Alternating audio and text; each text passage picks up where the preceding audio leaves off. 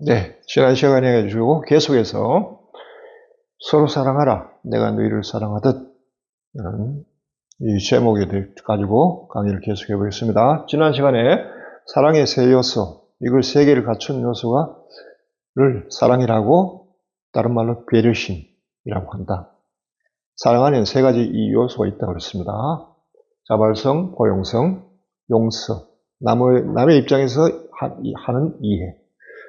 그 다음에 이 실천이 아까 제가 얘기했지, 의식지수 250이 평소에 머문데 이 310이란 이 자발성에 저절로 우러나오는 어떤 결심, 이걸 이야기합니다. 자케오 예를 들었죠.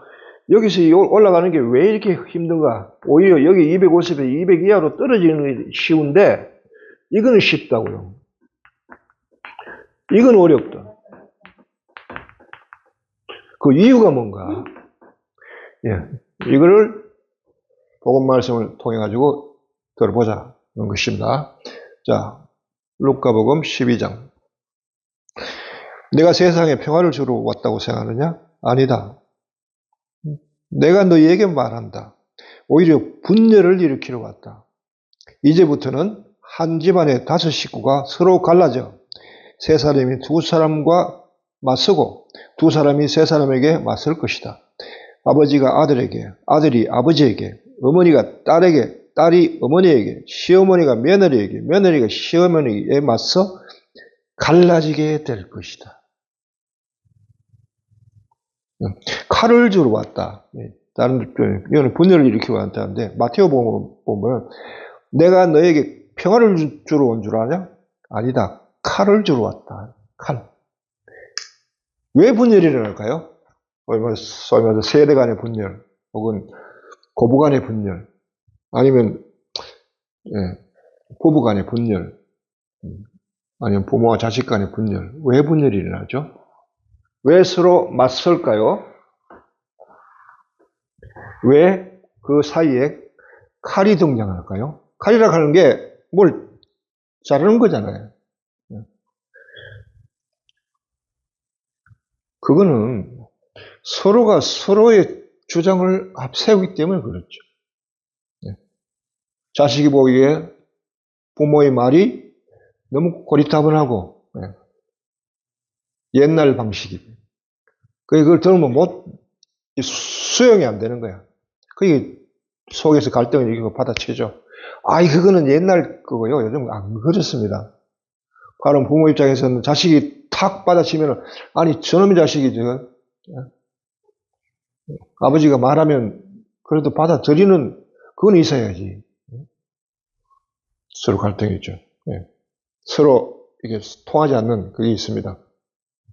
고부 간에도 그렇죠. 시어머니 며느리 간에, 엄마와 딸 간에 서로 갈등을. 엄마가 딸에게 늘 하는 말이 있잖아요. 그래, 니도 니 자식 나 한번 봐라. 그게 수용할 수 없는 게 있다는 거죠.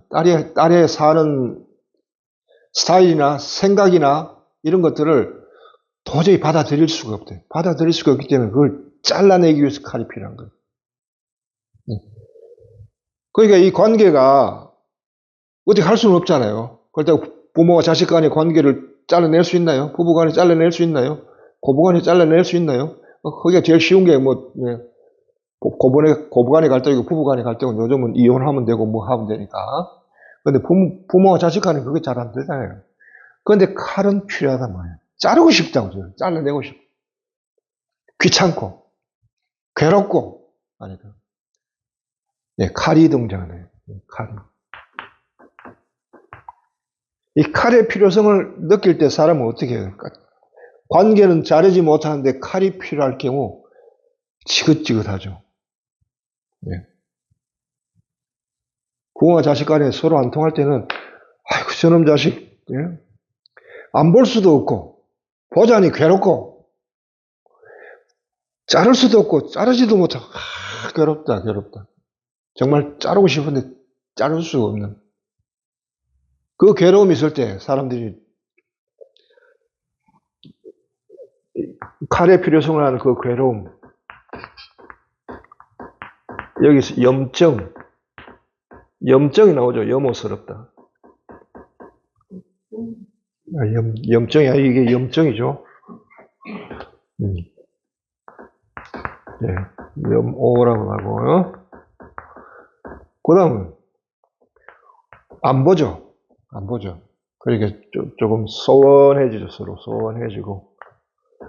그 다음 뭐 대면사입니다. 이것도 아니고 저것도 아니고 이런 관계에 사는데 이렇게 살다 보니까 어느 날 가령 부모와 자식 부자지간에 이런 관계라고 생각해 보세요. 괴롭죠. 그래서 이게 왜 이래야 되나? 왜 이래야 될까라는 반성이 나올 거 아닙니까? 이만큼 가면은 새로운 방법에 대한 모색하고자 하는 그 마음이 일죠. 이 마음이 있어야 그 다음에 자발성이 통한다고. 여기서 어떤 아이디어를 주면 여기에서 누군가 조언을 하죠. 조언을 하면 이 조언대로 따르고자 하는 마음이 생기는 거예요. 그래서 여기서 자발성이 나오는 거예요. 그래서 자발성이 나오기 전까지는 이 괴로움의 과정이 필요한 거예요. 칼을 필요하는 그 과정이 필요해야만 자발적인 것이 나오거든요. 그러니까 자신에게 칼이 필요하고 그러나 칼로서 자를 수 없는 관계라는 걸 이해할 때 새로운 것을 모색하게 됩니다. 이전에 아까 제가 얘기할 때 자동차를 몰면서 계속 괴로움을 견뎌본 사람, 그 다음 그런 자신을 보면서 내가 왜 이래야 되지? 라고 반성한 사람.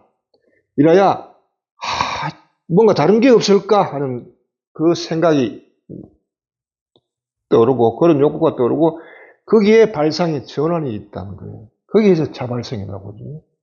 그러니까 자발성을 날락하면은 어느 정도의 이런 괴로움의 경험 필요하고 그 다음에 자기 성찰이 필요한 거예요. 두 가지가. 염호스러운 어떤 경험, 그 다음 거기에 대한 자기 반성, 성찰이 필요해야 그것에서 뛰쳐나오고 싶은 욕구가 생기는 거예요. 그 다음 말씀 들어볼까요? 여기 보면은 늦기 전에 화해하라. 너희는 왜 올바른 일을 스스로 판단하지 못하느냐. 너를 고소하는 자와 함께 재판관에게 갈 때 도중에 그와 합의하도록 힘써라. 그러지 않으면 그가 너를 재판관에 끌고 가.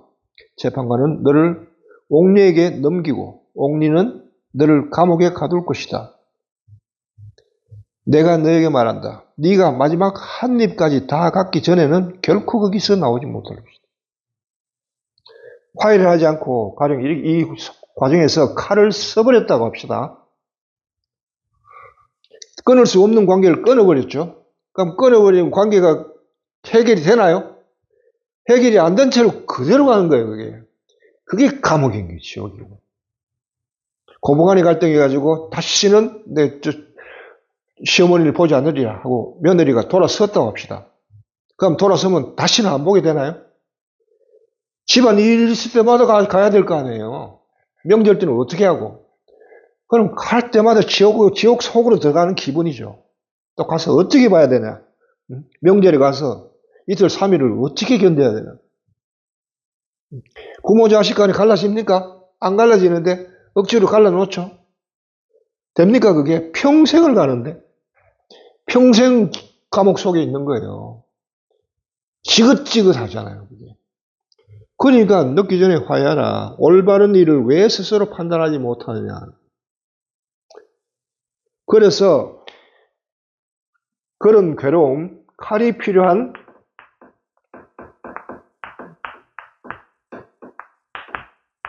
괴로움 잘라내고 싶은데 두 번째 하나는 성찰. 자기를 돌아보는 것. 성찰을 위해서는 앞에 이런 것에 여러 가지 경험들이 요구되겠죠. 한 번 이런 괴로움이 있다고 성찰되진 않아요. 매번 여러 번을 경험해야 나는 왜 이럴까 이렇게 되는 거죠. 자, 이렇게 하려고 하면 평소에 자기 문제 적어도 한 7일 정도, 일주일 정도 7일 정도를 자기를 돌아봐야 돼요. 7일 정도. 자기 삶에, 자, 7일 정도를 어떻게 돌아보느냐? 내가 평소에 250이란 말이에요. 200, 175, 150, 125. 자, 이렇게 합시다. 평소에 여기 있는데, 어떤 문제가, 똑같은 문제가 어떤 문제가 발생할 때 내가 이 아래로 떨어지는지 그 문제가 뭔지를 알아야 되는 거예요. 어떤 사람과의 관계가 나로 하여금 내 의식 지수를 떨어뜨리는지, 어떤 문제가, 그것도 지금 당면한, 7일과 지금 당면한 문제. 내가 가령 직장 생활을 한다면은 이번 주 동안에 어떤 문제가 나에게 내 의식 지수를 떨어뜨린가를 봐야 돼. 특히 인간관계. 인간관계는 문제는 지나가지고 인간관계는 계속 가잖아요. 어떤 관계. 이 인간관계에서 이 관계를 다루는 내 태도를 바꿔야 되는 거예요. 누굴 위해서? 저 사람을 위해서가 아니고 내 마음의 평화를 위해서. 그래서 여기서 어떤 자발적인 결심이 돼요. 자발성을 활용해야 돼요. 저 사람하고 대할 때, 저 사람은 이런저런 식으로 치고 들어오는구나. 어떤 사람은 굉장히 괴로운 관계 있어요. 사람을 이상하게 괴롭히는 사람도 있죠. 남을 위해주는 척 하는데 오히려 괴롭히는 사람도 있어요. 분명히 그 사람에게 문제 있지만은, 그렇다고 그 사람의 문제가, 저 사람의 문제가 뭔가 하고 그 사람의 문제를 해결해야 내 문제가 해결됐다. 이거는 너무 시간이 오래 걸릴 뿐만 아니고 불가능한 얘기예요. 그 사람은 고치려고 하면 그 사람은 꼬집 피울 텐데. 그 내 평화를 위해서는 뭐냐 하면 내가 결심해야 되는데 저 사람이 어떤 조건에서 하든 간에 무조건 내가 수용을 하되 내 마음이 저 사람에 의해서 상처받지 않도록 해야 되는 거예요. 그죠? 그렇게 하려면 자발적인 결심이 필요한 거죠. 이게 자발성이에요.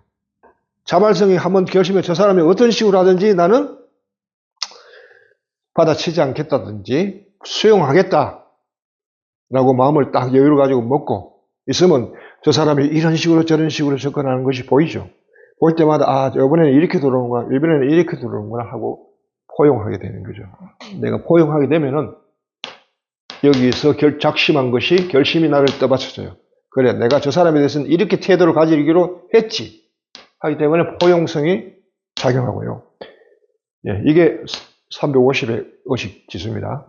그 다음에는 점점 더 나아가면은 저 사람은 왜 저럴까? 뭔지 모르지만 저 사람에게 저 사람은 불편한 게 뭔가 있겠다. 저래 할 수밖에 없는 뭔가 있겠다.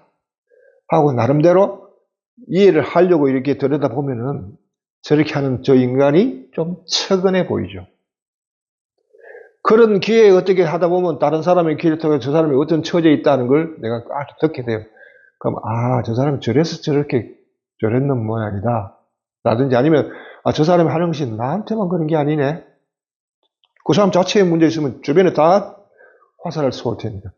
그렇게 하면서 이해를 하게 되고 누구를 되게 되죠. 그러면 그 다음에는 그 사람을 봐도 그 사람이 어떤 행동을 해도 마음의 평화를 잃지를 않는다는 거예요. 이게 하늘나라에 사는 사람들의 태도고 마음가짐입니다. 그 마음은 굉장히 강하고요.